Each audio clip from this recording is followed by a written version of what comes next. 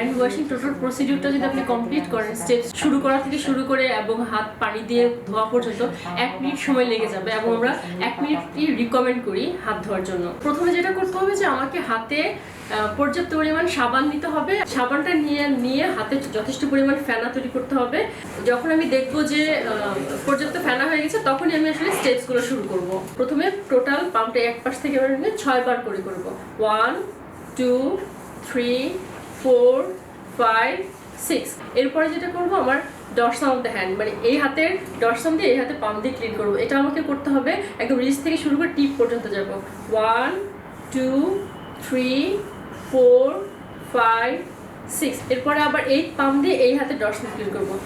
1 2 3 4 5 6। এরপরের যে স্টেপটা হচ্ছে সেটা হচ্ছে ইন্টারডিজিট। তো আমি প্রথমে এই হাত দিয়ে এই মাথা পর্যন্ত যাব, পরের বার আবার এই হাত দিয়ে এখান থেকে শুরু করে মাথা পর্যন্ত যাব।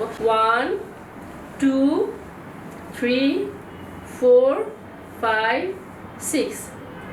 1 2 3 4 5 6। পরের স্টেপটা হচ্ছে সেটা হচ্ছে ইন্টারলক। আমি যখন হাতটা এইভাবে ধরবো এই জায়গাটা এক্সপোজ হয়ে যাবে, তখন আমি থাম দিয়ে এই নাকেলটা ক্লিন করব।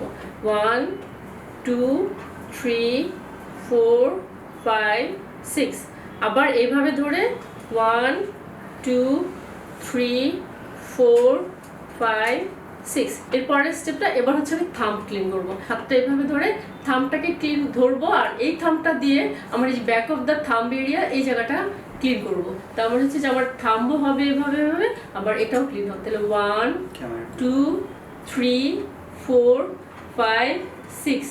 আবার এটা ধরে 1 2 3 4 5 6। এবার কি করব, আমি টিপটা দিয়ে দুইটা কাজ করব। টিপ অফ দ্য ফিঙ্গারও ক্লিন করব, আমার এই প্রামার ক্রিজগুলো ক্লিন হবে। তো সুতরাং আমি 1 2 3 4 5 6। আবার 1 2 3 4 5 6। লাস্ট যেটা হচ্ছে যে আমার রিস্টটা থাকে, আমি রিস্ট হাতটা নিয়ে এইভাবে ধরে 6 বার 1 2 3 4 5 6 এবং 1 2 3 4 5 6।